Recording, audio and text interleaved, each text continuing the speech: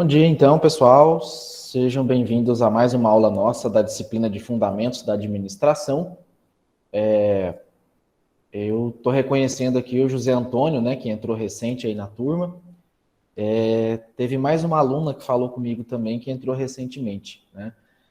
Só relembrando, como já passou uma atividade da disciplina, para os alunos que entraram depois, né, no caso do José Antônio e mais 2 alunos que entraram depois, e eu não lembro agora se era a Aline, quem é que estava de licença maternidade, que perdeu também a atividade, eu vou repor no final da disciplina, tá? Eu vou passar uma atividade substitutiva. Não vou passar agora, porque ainda tem chance de mais algum aluno entrar. Tá fazendo ainda a matrícula, então, para não passar uma agora, passar outra depois, eu deixo para o final, tá? O que precisa fazer é tentar assistir, né, o máximo que der aí das aulas passadas, principalmente a aula de apresentação, e tentar ler, inteirar aí do material que eu já postei, tá? Já postei também as aulas da unidade 4, que são as aulas 7, 8, 9 e 10, tá? Geralmente as nossas aulas são nas quintas-feiras, tá? Raramente tem aula na sexta, tá? Na verdade, na semana que vem a gente vai ter aula quinta e sexta, que é para atualizar o conteúdo. E aí, na outra semana, no início de novembro, tem a atividade 2, que é referente às aulas 5, 6, 7, 8, 9 e 10, tá? Que é esse conteúdo mais recente. Então, qualquer coisa, né, a gente vai sanando a dúvida aí, na medida do possível. Tá? A Claudielene mandou um bom dia aqui, junto com o José no chat. E nessa unidade, eu vou explicar para vocês um pouquinho mais do contexto histórico dos modelos gerenciais da administração e nessa unidade eu foco um pouquinho mais nos modelos da gestão pública. Tá? Na aula que ficou gravada, né, na aula que eu disponibilizei lá, que é a aula 6, parte 2 e 3, eu contextualizo um pouquinho mais a parte da evolução da administração privada. E na de hoje eu falo um pouquinho sobre a pública. Se ficar dúvida dessas duas gravadas que eu postei, que é a aula 6, parte 2 e 3, vocês me avisam que eu sano ou que eu marco um outro dia específico para sanar as dúvidas dela, tá?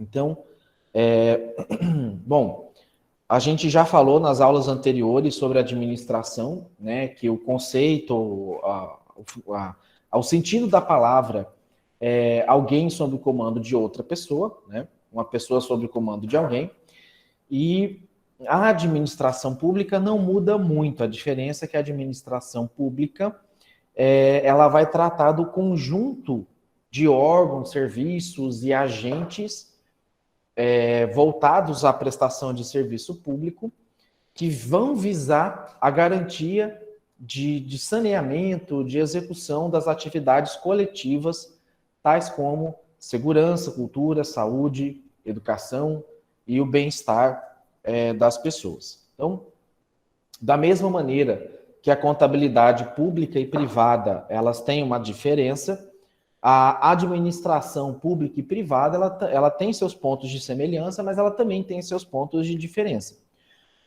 Um dos principais deles, né, desses pontos, é que a administração privada, ela vai visar lucro ou sobra. Lucro quando for privada totalmente, sobras ali quando for terceiro setor. Né? Ela não visa lucro, mas ela visa sobras para ela continuar perpetuando, reinvestindo e tal.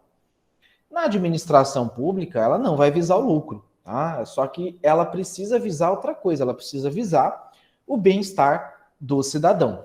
Então, muito do que é feito, do que é colocado para um gestor público, teoricamente, deve ser para sanear, para resolver os problemas coletivos. Isso é a teoria. Na prática, muitas vezes, o que a gente vê favorecimento pessoal, enriquecimento através de corrupção, o emprego da família inteira na prefeitura, mais os amigos, adjodiado, né, os anexos aí da família. e muitas vezes isso acaba deturpando o conceito de administração pública e acaba também desestimulando, desanimando a gente, né? Por falta de não enxergar uma evolução, uma melhoria na condição de vida da população. Nessa unidade, principalmente na próxima aula, que vai ser na quinta-feira da semana que vem, eu vou falar bastante sobre as tipologias da administração pública. Então, eu vou falar do modelo patrimonialista, burocrático e gerencial. Uma aula para cada um, para explicar bem detalhadamente cada um desses modelos. E quando eu explicar esses modelos, vocês vão conseguir entender melhor a questão do nepotismo em prefeitura, a questão da identificação o que aparece ali, por que às vezes acontece isso, acontece aquilo em órgãos públicos. Vocês vão conseguir entender um pouco melhor e saber identificar alguns traços desses modelos de gestão nos dias de hoje. Esse conteúdo da aula de hoje e das próximas 3 aulas ao vivo, eles são conteúdos que caem muito em concurso público. Então, se alguém estiver pensando aí, também se preparando para algum concurso público, pode estudar e rever essas aulas quantas vezes forem necessárias, porque é um resumo do que traz de conteúdo de administração pública dos editais. Inclusive, não sei se algum de vocês chegaram a prestar aí o concurso, acho que do Banco do Brasil, que teve recentemente, caiu algumas questões aqui, umas 3 ou 4 questões, que se tivesse assistido essa aula, teria ido bem, né? Para quem assistiu, ou para quem for assistir e for fazer de novo um outro concurso, vai se dar muito bem, tá? Então, depois de um certo tempo, com base em análise de alguns estudos envolvendo o tema da administração ou o tema da gestão nas últimas décadas, a gente pode perceber e a gente consegue agrupar esse estudo da administração em 3 grandes grupos. Tá? O primeiro grande grupo, ele vai englobar o modelo de gestão pública focado na técnica, ou seja, como um modelo que se preocupa em apresentar a administração do ponto de vista técnico, sem levar em consideração o aspecto político da tomada de decisão. Tá? Esse grupo técnico, esse grande modelo técnico, ele está mais relacionado ao modelo burocrático, que é um modelo que segue manuais, rotinas, segue processos formais. Tá? Ele é extremamente necessário para que você tenha determinados critérios, regras, para que sejam tomadas algumas decisões. E também tem ainda alguns modelos prontos para serem aplicados em busca dos melhores resultados coletivos, que geralmente são pré-estabelecidos em sua aplicação na organização, tanto pública quanto privada. Então, esses critérios técnicos, eles servem como um guia, tá? Dentro da administração pública. Um exemplo de uma ferramenta técnica são os orçamentos, então o plano plurianual, a lei de diretrizes orçamentárias, a LDO, a lei orçamentária anual, a LOA, que elas servem como base, como parâmetro, para que você estabeleça objetivos e metas para serem alcançados ao longo do tempo. Então, só explicando aqui para vocês, estão vendo Minhel aqui, meu gato passando na tela.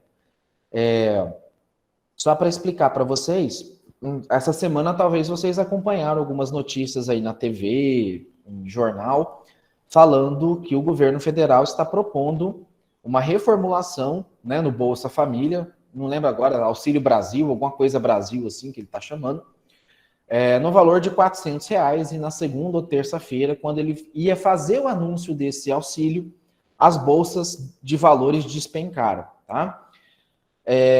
Professor, por que essa bolsa caiu? Por que o mercado de investimento não gostou, não quer que o pobre ganhe dinheiro? Né? Eu já escutei essa frase aí essa semana. Vamos lá. Todo mundo quer que as pessoas evoluam, que as pessoas tenham progresso, que as pessoas saiam da miséria, né? Isso é uma coisa unânime, né? Acho que ninguém aqui é contra isso. A questão é que o dinheiro público, ele tem que ser finito, ou seja, ele tem que caber dentro de um planejamento, ele tem que caber dentro de um orçamento.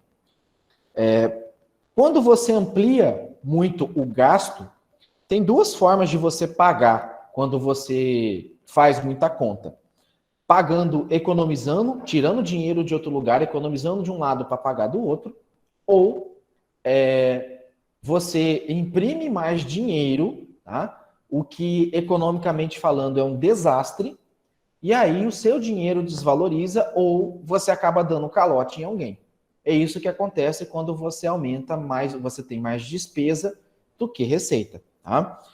O mercado financeiro, ele é o mercado que investe em empresas públicas, empresas privadas aqui no Brasil, e quando você começa a injetar muito dinheiro sem ter de onde tirar corretamente, que é o caso, né? Ele faria um gasto além do que ele teria como arrecadar esse dinheiro, você tem a grande chance de dar calote no mercado e você tem uma grande chance de ter a inflação. O que é inflação? É a perda do valor real do dinheiro, tá?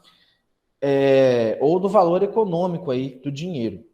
Então, isso é uma catástrofe. Você fazer um aumento desse recurso, né, desse pagamento desse programa, é você gerar uma falsa impressão para a pessoa de que ela está ganhando esses R$ 400.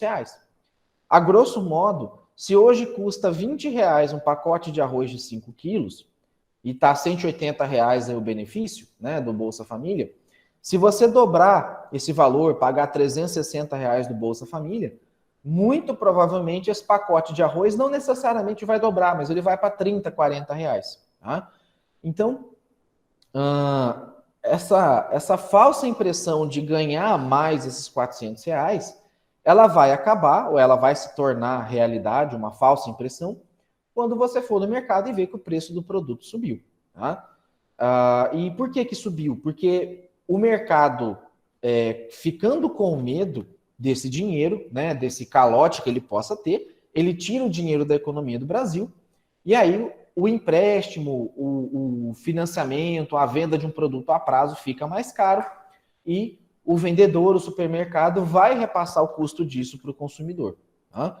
Então, não estou nem falando de oferta e demanda, tá? Eu estou falando do uso irregular da política monetária, da política econômica, na verdade, monetária não, tem a ver com câmbio, para a população. Então, quando você envolve, aí eu volto aqui de novo para a aula, quando você envolve a administração como técnica, é você dizer o seguinte: não estou negando pagar R$ 400 de bolsa, né, do novo Bolsa Família, do novo auxílio para a população. O que acontece é que esse dinheiro tem que ter uma origem sólida, esse dinheiro tem que vir ou de alguma outra economia, de alguma outra despesa, tá? Ou de uma garantia de aumento de receita, do aumento de impostos, entre outras coisas. Tá? Então, esse é o grande X da questão. E aumentar imposto, volta de novo a aumentar o preço do produto para o mais pobre. Tá? Em outras palavras, assim, o único jeito, né, assim, tem uma regra na economia, que é aquela regra, assim, né, falando de maneira brincando, mas o pobre sempre se lasca, o pobre sempre se ferra quando você tenta criar esses pacotões assim de melhoria. Né? E essa ação do governo é meramente política no sentido de angariar voto para a eleição no ano que vem. Tá? Para fazer muita campanha em cima disso, para tentar angariar voto para o ano que vem. Tá? Esse governo fez isso? Não. Praticamente todos os governos passados, desde o Fernando Henrique, o Lula, a Dilma, acho que só não Temer, porque não deu tempo, fizeram esse tipo de política, tá? Que não é errada. Tá? O pagamento, por exemplo, de Bolsa Família, ele não é errado, ele é necessário, porque a gente tem pessoas que vivem à margem da pobreza, e o fato de você pagar um auxílio desse, você acaba injetando dinheiro, fazendo com que a pessoa tenha comida na mesa. Tá? Não sei se vocês estão tendo disciplina de economia nesse semestre, mas eu acho que sim. Se não for no primeiro, é no segundo. E aí isso vai fazer um pouco mais de sentido para vocês quando vocês estudarem aí a macroeconomia. Tá? Bom, então o primeiro aspecto é o aspecto técnico. Tá? ele vai visar esse conjunto de regras que vai dizer o que pode ou o que não pode fazer. Tá? O segundo grupo é o grupo que diz respeito aos estudos que contemplam a perspectiva do ponto político de vista nas organizações. Tá? O modelo político, o ponto de vista político, ele é oposto ao modelo técnico. Tá? Por quê? O político, muitas vezes, ele vai levar em consideração uma real necessidade, uma emergência que levaria muito tempo para ser sanado do ponto de vista técnico. Tá? Então, o político é onde você se arrisca, é onde você extrapola ali alguns limites, desde que haja justificativa, tá? Desde que você tenha justificativa para isso. Então, o segundo grupo, que é o grupo político, ele é uma oposição ao modelo técnico, tá? E ele visa sanar a questão dos conflitos de interesse entre grupos nas organizações. A base, né, para a tomada de decisão política ela nasce da noção de que as organizações elas são palcos de conflito entre grupos, né?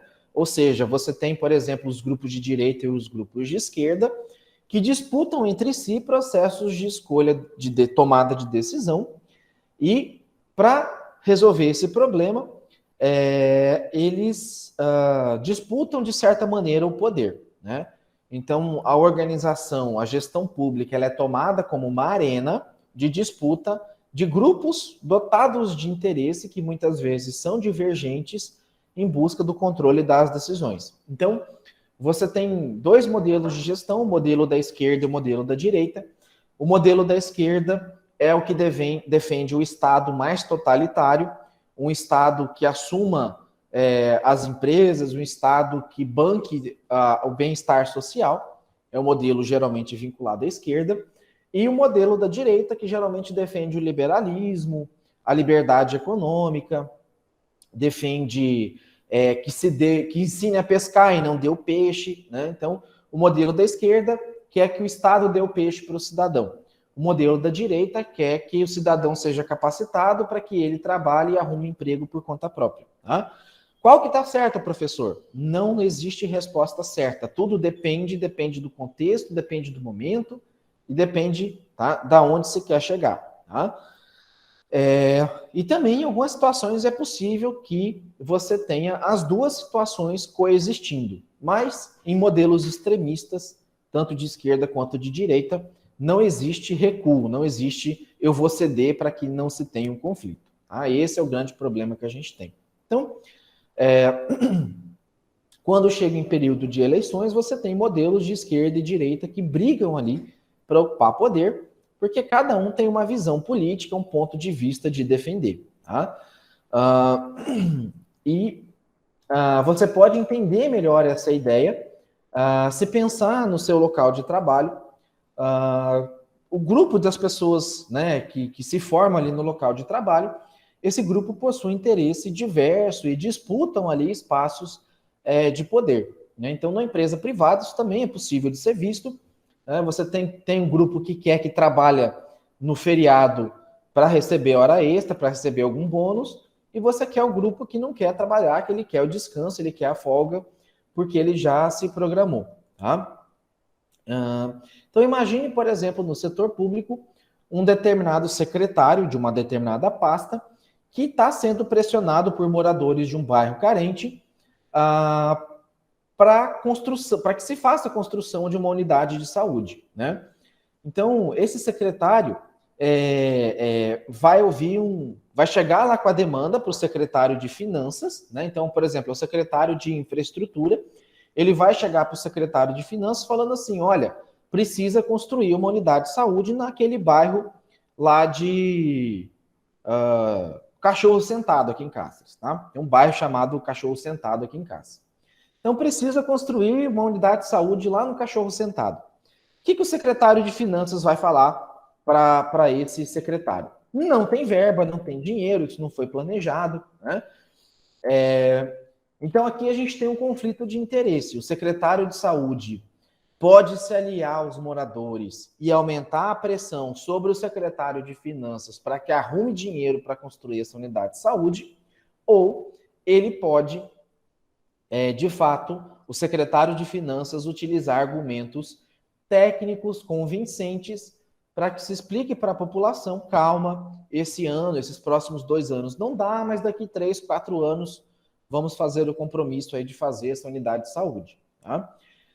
E aí é onde vai surgir as divergências e começa o processo de mediação política que vai ser resolvido via negociação. Tá?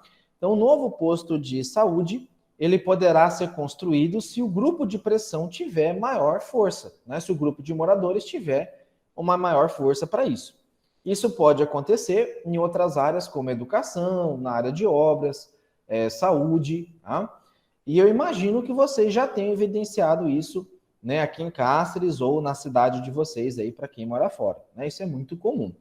Geralmente, o grupo de moradores utiliza de rádio, programa de TV, para pressionar, né, os gestores públicos para que se resolvam essa demanda. Inclusive, né, acho que algum de vocês lembra daquele programa chamado CQC, que, né, direto eles recebiam denúncia ali de morador sobre ponte caída, rua sem asfalto, buraco na cidade, e eles procuravam ali o prefeito para tentar resolver. Eles pediam, né, davam um prazo para o prefeito resolver esse problema e depois voltava para cobrar para ver se tinha sido resolvido ou não. Tá? Da mesma maneira, não sei se vocês já observaram, mas o brasileiro ele é bem cômico, né? Ele faz bastante brincadeira. E esses dias atrás, numa live com o Joe Biden, presidente dos Estados Unidos, tinha morador de Várzea Grande denunciando a falta d'água em alguns bairros na live do Joe Biden, né? Então isso virou, assim, chacota, piada, isso ganhou espaço na mídia, né? E aí tudo quanto é live que governador, que presidente de outro país faz, né? Que artista famoso faz, tá lá o pessoal de VG, né? Descendo a lenha, pedindo melhoria lá no saneamento, água e esgoto, né? Ali na cidade de Várzea Grande. Então, isso é muito comum, né? Você tem um grupo técnico que vai dizer se pode ou não fazer, geralmente é sempre um não que o pessoal ouve, e o grupo político que tem que saber ali o jogo de cintura, saber assumir compromisso, né? Fazer promessa, desde que se possa cumprir, tá? E é isso que acaba permeando ali a administração pública, tá? E aí você tem de um lado o grupo político, de outro lado o grupo técnico, e aí você tem um terceiro grupo que estão os que pensam a organização de uma perspectiva crítica. Tá? Esse terceiro grupo é uma oposição aos outros dois grupos, tá? Na medida que esse terceiro grupo, né, de oposição crítica, ele descarta a administração tanto como uma ferramenta técnica quanto um espaço político. Tá? Na perspectiva crítica, nesse modelo crítico, o modelo de administração, e aí é um modelo do Karl Marx, do qual eu não gosto, é um modelo que na teoria é muito lindo, mas na prática não funciona, tá? Ele entende o modelo de administração como um mecanismo de controle social a serviço dos interesses maiores de proletários de organização e de outros bens privados na sociedade. Então, esse terceiro modelo, ele entende que não deve ter grupo técnico ou grupo político comandando, deve ser um grupo só, tomando conta do modelo de gestão e fazendo com que a própria sociedade, por exemplo, hoje é eu que vou ser prefeito, eu que vou lá, né? Vou ser escolhido ali em tese democraticamente pelas pessoas, e eu vou fazer esse governo funcionar para todas as pessoas de maneira igual, né? Que é o que o socialismo, o comunismo acaba pregando. Tá? Quando eu falo que é um modelo teórico e que não funciona na prática, é que tanto o socialismo quanto o comunismo são dois modelos totalmente opostos ao capitalismo, só que são dois modelos que visam o nivelamento social. O que é o nivelamento social? Que todo mundo possa crescer em ritmo de igualdade. Tá? Ninguém seja mais rico ou mais poderoso do que o outro. Só que, na prática, por que eu falo que esse modelo não funciona? Esse modelo depende muito da cooperação. Depende demais da cooperação. E eu vou falar para vocês, você não consegue cooperar de maneira unânime nem numa sala de 40 alunos como a sala de vocês. Quiçá uma sociedade como um todo. Tá? Nesse modelo do socialismo, não é você que vai escolher o que você quer fazer, é o Estado que vai dizer o que é que você tem que fazer, qual vai ser a sua profissão, onde você tem que qualificar, o quanto você pode ganhar, né? Você não é livre para cobrar o que você quer, e é o Estado que te mantém como um todo. Então, é o Estado que fornece educação, saúde, moradia, tá? Não existe propriedade privada, tá? Então, alguns modelos, como a Venezuela, a Coreia do Norte, a China, a Rússia, acabam adotando esse tipo de modelo e geralmente são modelos opressores, são modelos antidemocráticos, tá? Que forçam o cidadão, que defendem a liberdade, mas que na prática acabam forçando o cidadão a uma vida um pouco mais restrita. Tá? Se você lê a obra O Capital, do Karl Marx, é um modelo lindo, maravilhoso, todo mundo igual, né? Mas a partir do momento que você fala, fulano, você vai fazer isso. Não, não vou porque eu tenho outro compromisso. Acabou. Você já quebrou ali a corrente. Tá? E aí, o que tem a ver esses três grupos com a ideia da gestão como prática social? Né?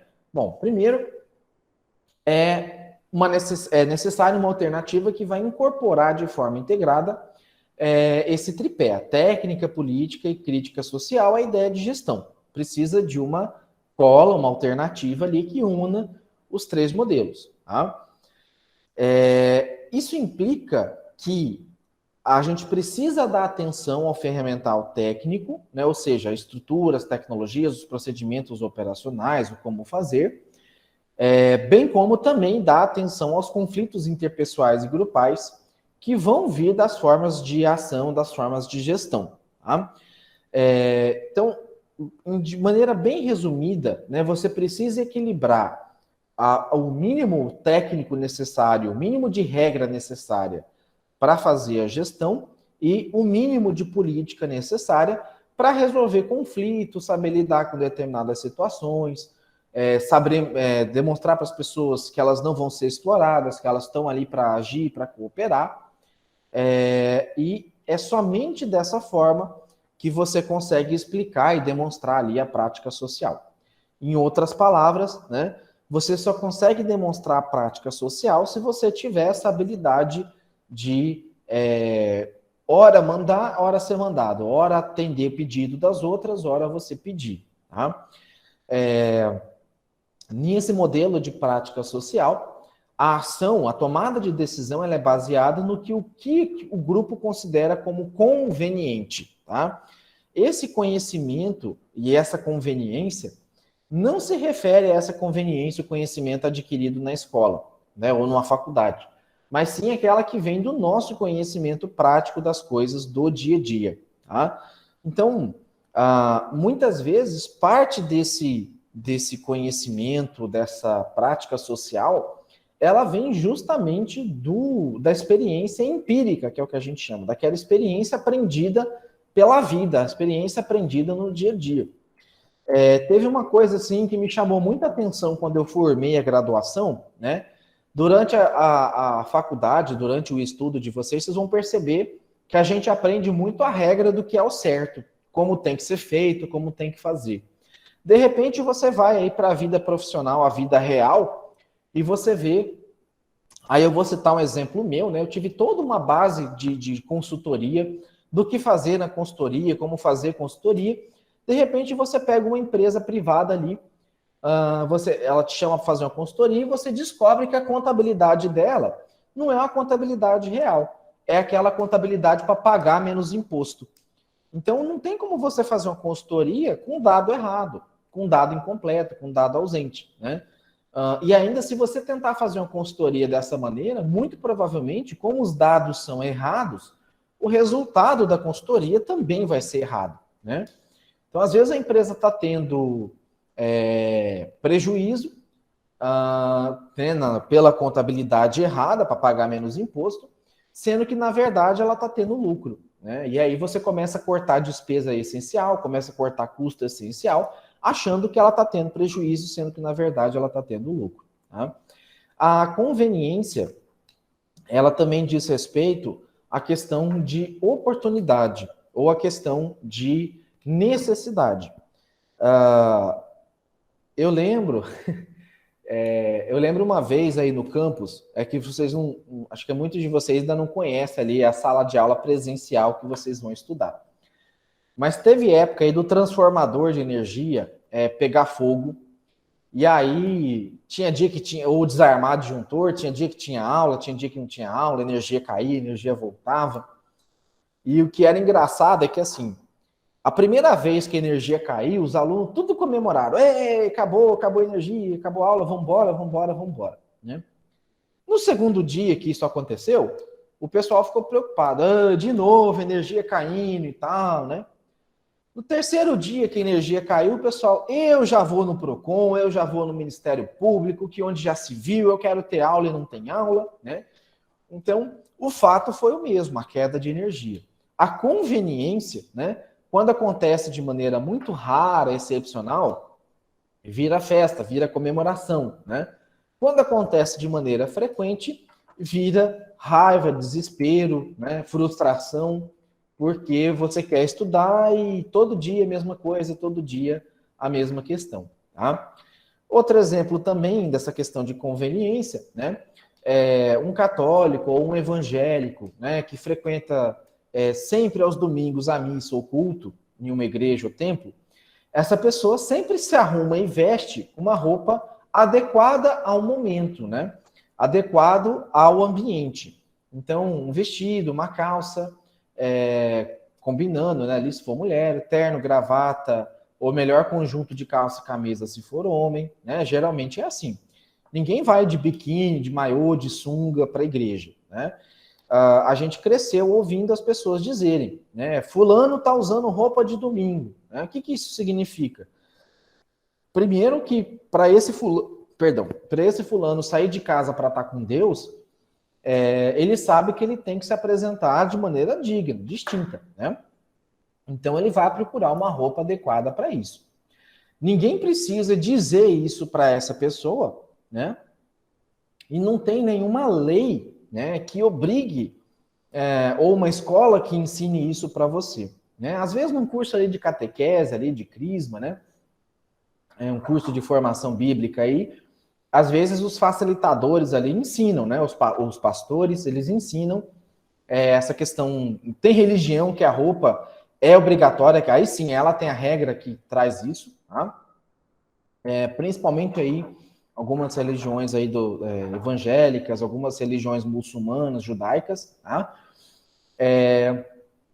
Mas essa questão da roupa, do uso adequado, tem a ver justamente com a conveniência, né? Então, da mesma maneira que você usa uma roupa adequada para a igreja, né? A prática social também depende dessa conveniência, né? E a prática social, ela exige que você tome as decisões, que você use a roupa de domingo, porque é um momento adequado, é a forma adequada de se fazer, tá? Né? E estar bem trajado, né? Estar vestido adequadamente, na igreja é o mesmo sinônimo, tem a mesma aplicação prática do modelo de prática social, né? Ou seja, aí eu vou pegar um outro exemplo do que não é prática social, que também está sendo adotado pelo governo federal atualmente. Só relembrando, pessoal, que assim, vocês vão pegar alguns professores durante as aulas que, né, um é mais do lado do PT, o outro é mais do lado do Bolsonaro, um é mais Lula, um é mais esquerda, outro é mais direita. E eu vou dizer para vocês que eu sou bem no meinho ali, sou bem centro, tá? E o fato, às vezes, de eu criticar algumas ações do presidente não necessariamente significa que eu estou aliado ali ao lado do PT, né? O governo atual teve erro e acerto, para mim muito mais erro do que acerto, tal como o governo do PT também teve lá seus erros e acertos. Tá? Também muito mais erros do que acertos. Tá? E quando você tem, né, um modelo de gestão que...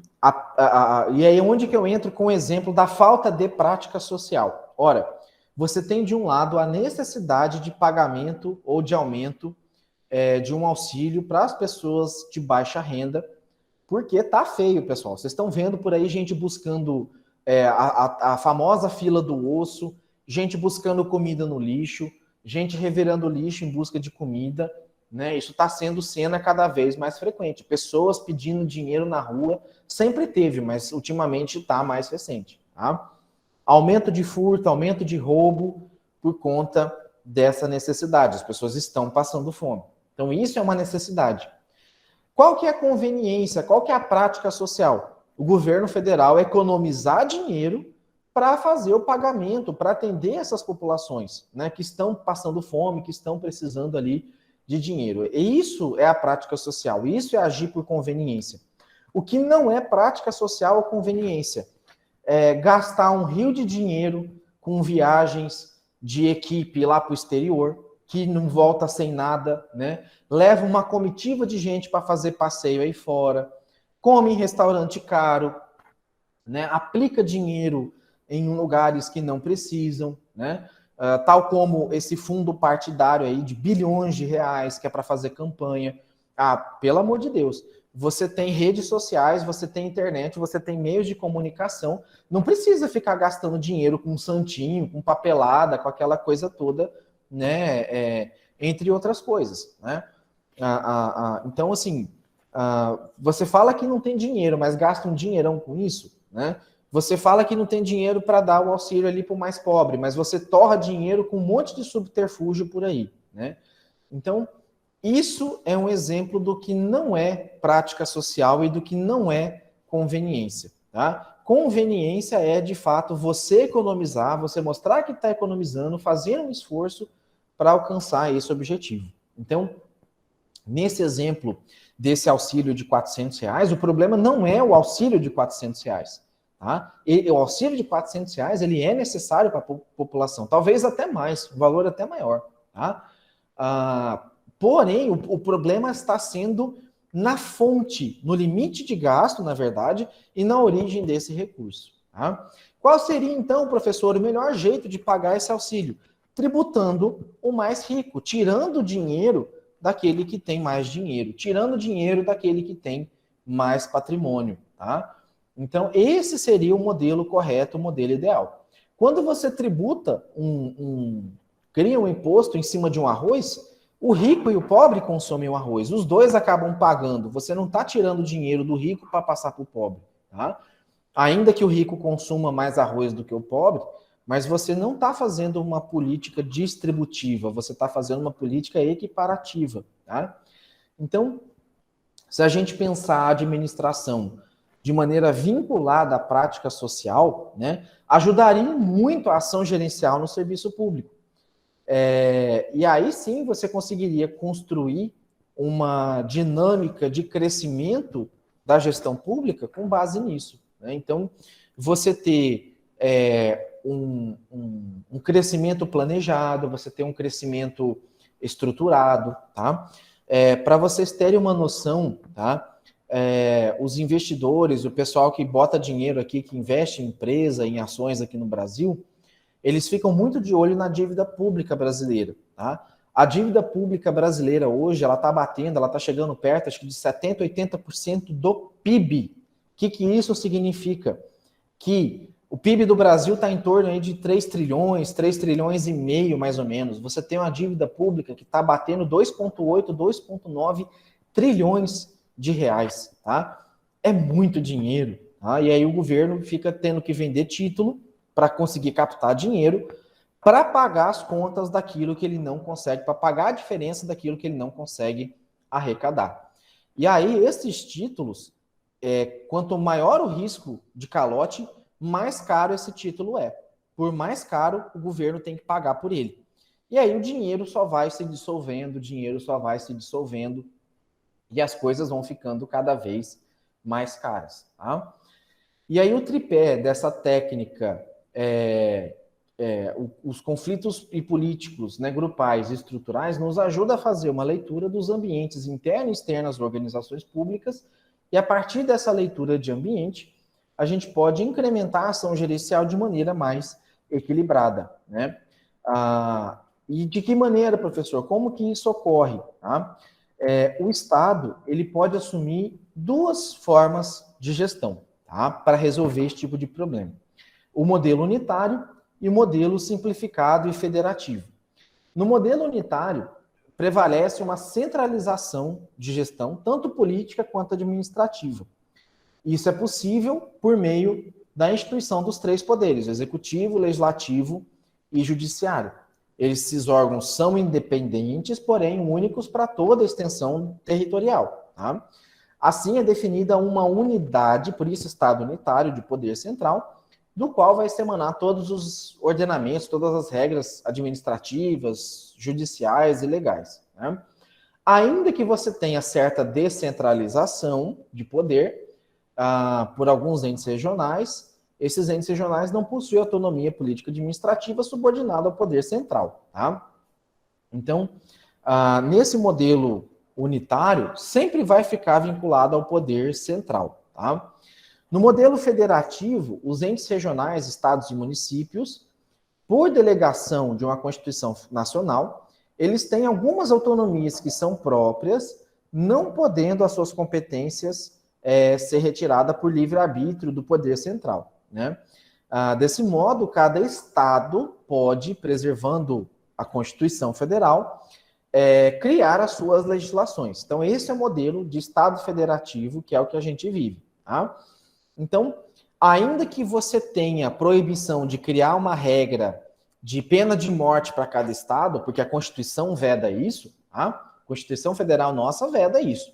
Lá nos Estados Unidos, eles têm um modelo unitário, entendeu? Eles têm um modelo que cada estado tem possibilidade de regulamentar algumas regras. Tem algumas únicas, tá? Por isso que a eleição é bagunçada lá. A eleição, cada estado tem uma regra diferente, tá? Aqui no Brasil, não. Você tem uma regra geral e algumas regras específicas, cada ente, cada município pode atender. Né? E o Estado é organizado por meio da administração chamada centralizada ou direta, tá? No modelo federativo isso, tá?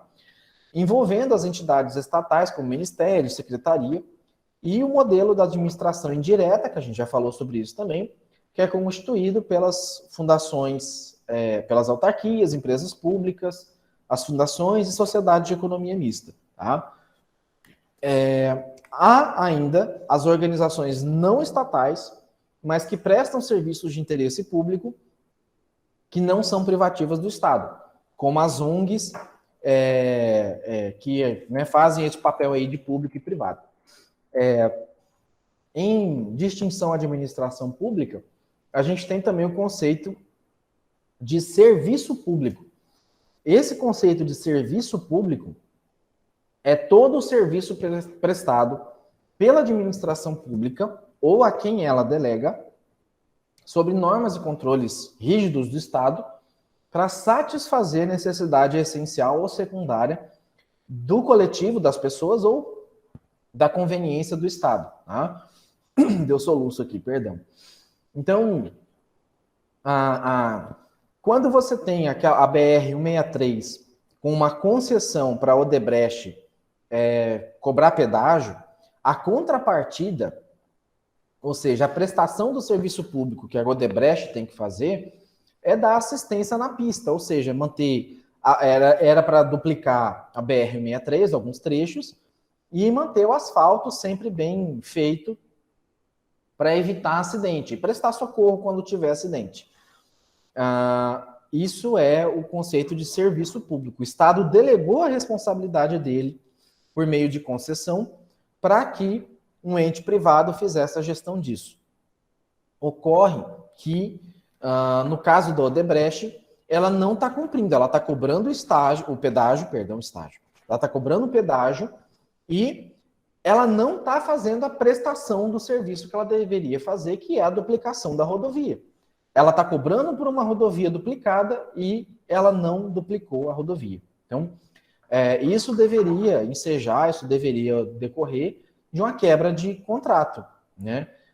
Só que me parece que tem um termo de ajuste de conduta aí, que ela explicou os motivos de não ter feito, parece que houve um atraso na licença ambiental, e ela está se comprometendo a finalizar essa obra dentro de um prazo, acho que de 4 ou 5 anos. Então, esse é o conceito de serviço público. O conceito de governo é o conjunto de pessoas que vão exercer o poder político e que vai determinar a orientação política de uma determinada sociedade. Em razão disso, a expressão governantes entende pelo conjunto de pessoas que governam o Estado e governados o grupo de pessoas que estão sujeitas ao poder do governo na esfera estatal, seja federal, estadual ou municipal. Tá? É importante a gente ainda registrar a diferença entre políticas de Estado e políticas de governo. Isso é uma coisa que ficou muito evidente também na atual gestão do governo federal. Tá? Políticas de Estado é uma referência ao que é estabelecido em lei, na interação entre os poderes executivo e legislativo. Nesse sentido, eles vão traduzir a definição de premissas objetivas que um Estado almeja. Tá? Políticas de governo, elas são construídas em tese, em teoria, alinhadas às políticas de Estado, e são aquelas, as políticas de governo são aquelas que os governantes estabelecem como prioridade no seu governo e usam a administração pública para alcançá-la. Tá? Então, um exemplo mais prático para isso acontecer. Tá? Uma política de Estado, ela vai estar sempre acima de uma política de governo. Tá? Então, quando você tem aí na área da segurança pública uma polícia de Estado que fala que você não pode matar um cidadão desarmado, que você só pode reagir se você tomar um tiro primeiro, tá? Não pode uma política de governo dizer que o policial pode atirar primeiro e depois perguntar, porque você tem uma política de Estado que veda isso. Professor, mas a política de Estado está errado, o policial tem que tomar o tiro primeiro para revidar. O que tem na lei hoje como política de Estado é isso. Cabe ao governo, através do poder executivo, propor uma mudança na lei e o legislativo aprovar a mudança nessa lei, nessa política de Estado. Tá? Então, não pode o governante, ainda que seja da vontade dele, ainda que seja a minha vontade como cidadão, fazer mudanças e transformar políticas de Estado em políticas de governo. Tá? Então, isso também tem que ser bem separado e bem distinto. Tá? Outro exemplo aqui também você tem aqui uma política de Estado que diz que nenhuma criança com idade superior a 6 anos possa ficar fora da escola pública e gratuita de ensino fundamental. Isso é política de Estado. Tá? Você tem a LDB que diz isso, você tem o Plano Nacional de Educação que diz isso. Isso são políticas de Estado. Para tanto, as políticas de governo nos níveis federal, estadual e municipal vão ter que se esforçar para garantir esse direito. Professor, mas a minha cidade aqui é pequena, o prefeito não tem dinheiro. Tá? Se eu não me engano, acho que é Jauru, que é uma cidade aqui perto, que a escola, a educação, ela começa para alunos de 5 ou 6 anos, porque a prefeitura não tem dinheiro para receber alunos com 3, 4, 5 anos. Parece que é só 6 anos, se eu não me engano, ou que vão completar 6 anos, né, nesse ano, né, no ano em questão. Então, a prefeitura... mas não tem dinheiro nem para criança de 6 ou 7 anos. Meu amigo, se vira. Você é obrigado a colocar uma criança dentro de uma escola com no máximo 6 anos, porque isso é uma política de Estado. Se vira, demite funcionário, vende patrimônio, aumenta imposto. Você é o gestor responsável para cumprir essa política de Estado. Tá? E aí é preciso, obviamente, manter as condições básicas para que toda criança com até 6 anos tenha garantida a sua vaga na escola pública. E aí, para isso, precisa construir escola, garantir remuneração de professor, entre outras questões. Já a política de governo vai adequar, ou às vezes pode até mesmo distorcer algumas políticas de Estado para o plano de governo. Então, ele pode fazer, em algumas situações, alguns ajustes nas diretrizes e normas da educação, como proibição ou inclusão de determinadas emendas no conteúdo escolar. Então, ele tem a obrigação de colocar uma criança de 6 anos na escola. Que chegou com 6 anos, ela tem que estar na escola. Porém, a política de governo pode mudar alguns conteúdos curriculares desse aluno que vai chegar com 6 anos na escola. Um exemplo disso é que nos governos de esquerda, o governo passado, os planos de governo incluía a discussão de assuntos como homossexualidade, alguns assuntos que são mais sensíveis, sexualidade, alguns assuntos que são mais sensíveis, os governos de esquerda trabalham isso nos conteúdos curriculares da educação básica. Já os governos de direita acham que isso é fazer apologia, acham que isso é incentivar o homossexualismo, acham que isso é incentivar entre aspas, o errado, e aí querem tirar esse assunto dos conteúdos curriculares. Então, acho que vocês até lembram daquela polêmica do tal do kit gay, né, que muita gente saiu batendo e tal.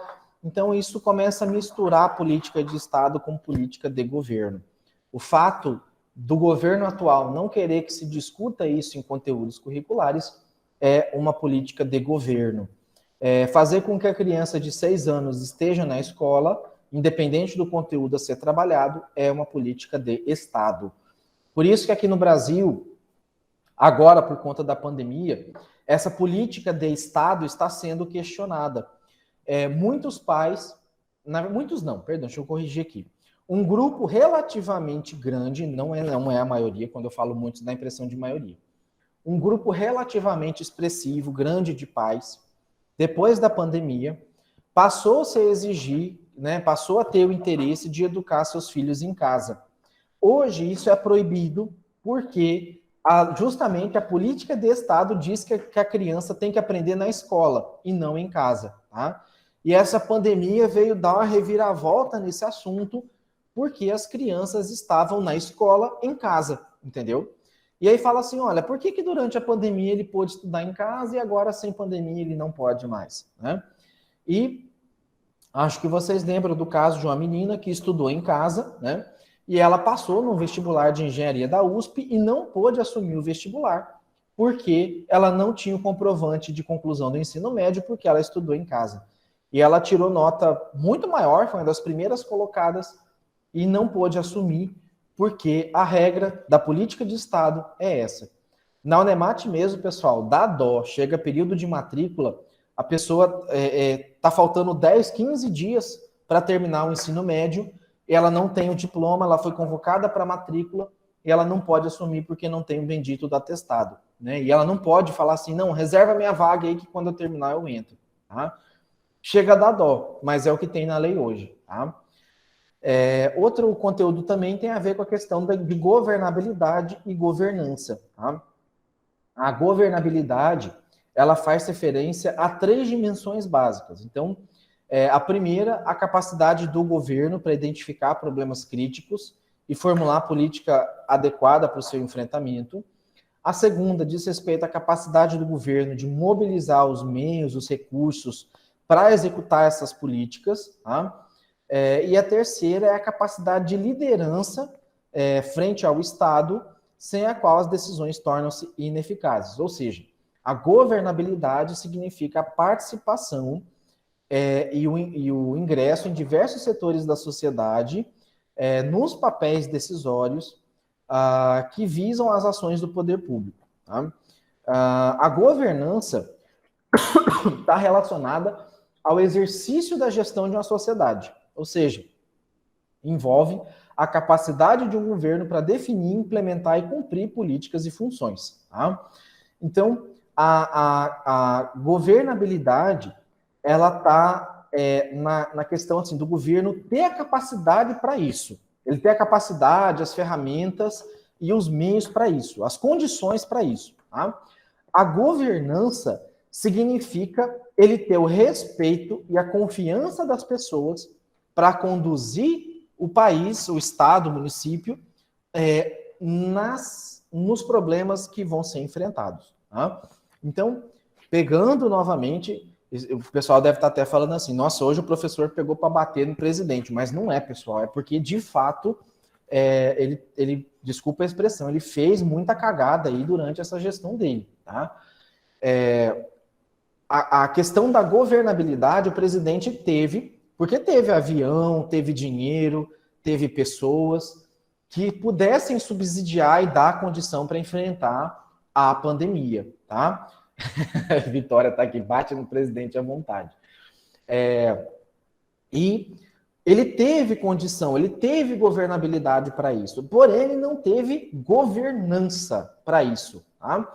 Ele não conseguiu, ele não teve capacidade para fazer isso. Ele ouviu o conselho de lunático, ele ouviu o conselho de pessoas que não tinham razão ou fundamento, ele induziu muitas pessoas a fazer o uso de tratamento preventivo. Até certo ponto, eu até poderia dar razão para ele, porque você não sabia se uma cloroquina, uma ivermectina, entre março, abril e maio, de fato era eficaz ou não, porque você não tinha estudos sobre isso. Porém, agosto, setembro em diante, você já tinha vários estudos dizendo que isso era ineficaz, que isso tinha um efeito placebo, que isso não tinha eficácia comprovada. Tá? Então, a governança, ele errou, ele pecou demais, porque ele ouviu, ele tinha as condições para isso, demorou a comprar a vacina, demorou a agir, né? Se fundamentou, né, assim, fez campanha, incentivou a não vacinação, né, desincentivou a vacinação, e isso é problema de governança. E isso reflete aonde? Na avaliação dele diante das pesquisas, tanto eleitorais, que eu também não confio muito, mas não deixa de ter razão, tá? Pode não ser precisa, mas está bem próxima ali da realidade. E na questão da popularidade do presidente, que está tentando recuperar agora por meio desse auxílio mais elevado. Tá? Então, assim, com todo respeito a quem vota e quem defende ele, né? Aqui é um espaço aberto. Eu sei que tem gente que discorda do que eu estou falando, isso é absolutamente normal, tá? Eu respeito também a opinião contrária, mas o que eu estou falando para vocês são fatos. Eu não estou repetindo o que está dizendo no jornal, eu não estou repetindo o que está acontecendo por aí, né? Eu estou repetindo o que cientificamente, o que de fato, tecnicamente, praticamente aconteceu, tá? Então, nessa questão, né, a governabilidade é o que acontece em alguns países, que não tinha avião para transportar a vacina, não tinha dinheiro para comprar, não tinha tecnologia para fabricar, né? E isso tudo a gente teve aqui, né? O que faltou foi a governança, é o problema de comando e direção, é o problema de coordenação e de implementação. Então, só não foi pior, porque como a gente vive num país que tem o Estado democrático de direito, ou seja, você tem o executivo, o legislativo e o judiciário, ainda que eu também não goste desses poderes, ainda que eu vejo que tem corrupção no legislativo e tem corrupção no judiciário, né? Não estou dizendo que eles são santos, mas esses poderes souberam frear e souberam dar uma apertada para que o caminho não ficasse tão desvirtuado assim como estava sendo conduzido inicialmente. Tá? Então, quando a gente fala de governança, a gente está falando desse tipo de situação. Né? Então, a capacidade de liderança, por exemplo, de um presidente, de uma pessoa religiosa, de um líder comunitária, é muito grande. Vocês vão ver na aula de burocracia que existem as tipologias, né? Os modelos de dominação tradicional, racional legal, patriarcal. Então, esse tipo de dominação de liderança, que tanto o Bolsonaro, por exemplo, como o Lula faz, que é quase como criar uma religião utilizando a política, né? Isso acaba cegando muitas vezes as pessoas, tá? E isso acaba muitas vezes comprometendo a capacidade de governança, tá? E aí, uma boa governança na administração pública requer a adoção de 4 princípios. Primeiro, a construção de relações éticas, ou seja, aquela questão de respeito mútuo, de saber lidar, de saber respeitar os limites, de saber diferenciar aquilo que é uma opinião pessoal daquilo que é uma vontade coletiva. Tá? Outro princípio é a questão da garantia da conformidade todo o tempo, né, em toda a sua plenitude. Então, o que é conformidade? É fazer aquilo que estava sendo previsto e justificar quando não fizer. Né?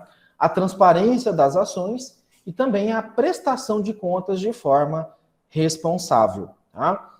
Então, professor, mas como é que você afirma que esse governo não teve governança? Justamente porque ele não atende nenhum desses 4 princípios aqui. Tá? Aonde é que ele não teve a construção de relação ética? Quando desrespeitou, quando não levou a sério, quando fez brincadeira, deboche com a dor e a perda das famílias. Aonde ele não cumpriu a questão da garantia e conformidade na sua plenitude? Foi quando, ora, ele desautorizou o ministro da Saúde a comprar vacina, que já estava atrasado a compra, tá? E foi quando descredenciou a vacina da Coronavac, o Butanvac, ainda que ela não seja tão eficiente quanto as outras, mas era o que tinha para hoje, era o que tinha para aquele momento. Né? Então, ele não deu garantia de conformidade. O que ele deixou de cumprir quanto à transparência das ações governamentais? O que ele deixou de fazer? Ora, ele botou sigilo num monte de coisa que não era para ter colocado, inclusive na questão lá do Pazuello, lá do ministro Pazuello, muito documento, botou sigilo de 100 anos em documento, tá? Documento que não era para ter, né? Porque com medo de se comprometer ali na tomada de decisão, e não fez a prestação de conta de forma responsável. Ou seja, tudo bem que o mandato ainda não acabou, ele tem chance de atender ainda esse requisito, porém, até o momento, isso não foi feito. Tá? E a garantia desses princípios, elas requerem a participação democrática de todos os atores da sociedade civil devidamente organizada. O Bresser Pereira, que é um cara muito famoso, muito citado na administração pública, ele resume, né, dizendo que a governabilidade, a capacidade política de governar, né, derivada das relações de legitimidade, ele tem um poder legítimo para governar o governo e a sociedade, ele foi eleito para isso, e a governança é a capacidade financeira, administrativa, em sentido amplo, de um governo implementar aí as suas políticas. Tá? E aí, relembrando, né, aqueles conceitos de eficiência, eficácia e efetividade. Eficiência é quando ele aplica o dinheiro da melhor maneira possível. Então, quando ele dá muita ênfase nos métodos e nos procedimentos. Então, é quando ele compra economizando, quando ele constrói hospital economizando. Tá? Eficácia significa a capacidade de administração pública no que diz respeito ao alcance dos objetivos. Né? Então, a eficácia seria a redução de mortes, a entrega de hospitais, a tomada de decisão antecipada. E a efetividade é a qualidade de vida, é fazer com que as pessoas superem essa pandemia com o mínimo de mortes possíveis. Tá? Né, eu não vou entrar aqui nos exemplos que eu já falei nas aulas passadas, né, do jogador de futebol eficiente, eficaz. Né? E aí, só para a gente concluir, a atividade administrativa como um todo, ela é um conceito mais amplo, pois ela só vai se efetivar quando associada a um grupo de pessoas comandadas por alguém que governa, de maneira apoiada ou não, por um quadro administrativo. Né? Então, a simples existência de um governante, seja um chefe de família, o presidente de um clube de futebol, o cacique de uma tribo indígena, o presidente de uma empresa comercial, cuja ação administrativa é zelar pela ordem interna, o governo, garante a existência de uma associação. Né? Então, a partir do momento que você tem uma pessoa que é responsável por demais, por outras pessoas, você tem ali a criação de uma associação e a criação de uma atividade administrativa, que vai exigir uma liderança, e uma liderança com governança e governabilidade. Então, a atividade administrativa, ela sempre existiu, desde os primórdios da nossa humanidade. Diferente né, um pouco diferente, na verdade, do que se conhece hoje por administração pública, que é um fenômeno típico do Estado moderno, que a gente vai falar na próxima aula, a partir de meados do século XV. Tá? Nele é realizada a separação, nesse Estado moderno, é realizada a separação do que é público, né, ou seja, de domínio estatal e coletivo, daquilo que é propriedade privada. Até então, os governantes, né, até o século XV, XVI, na verdade até o século XVII, os governantes não separavam o bem público do bem privado. Tá? E nas próximas aulas a gente vai ver sobre as 3 tipologias básicas da administração pública: a patrimonialista, a burocrática e a gerencial. Quinta-feira que vem, dia 28 de outubro, a gente vai falar sobre o modelo patrimonialista. Na sexta-feira, né, que não costuma ter aula, mas na sexta que vem precisa ter, porque na semana contábil a gente não vai ter, eu vou ter que dar uma antecipada aí nas aulas. No dia 29, na sexta que vem, eu vou falar sobre o modelo burocrático. E no dia 4 de novembro, eu vou falar sobre o modelo gerencial. E aí, 5, 6 e 7 de novembro, tem a atividade 2, que é outro questionário sobre esses conteúdos trabalhados até agora. Tá? Então, dessa forma, eu encerro aqui, né, a aula de hoje, agradecendo vocês aí pela presença e pela participação. Tá? Acho que até a noite, no mais tardar amanhã de manhã, eu já posto essa aula gravada. E os slides dessa aula e dos próximos também estão postados lá no SIGA, para quem quiser dar uma lida antes e acompanhar. Tá certo? Alguma dúvida ou pergunta?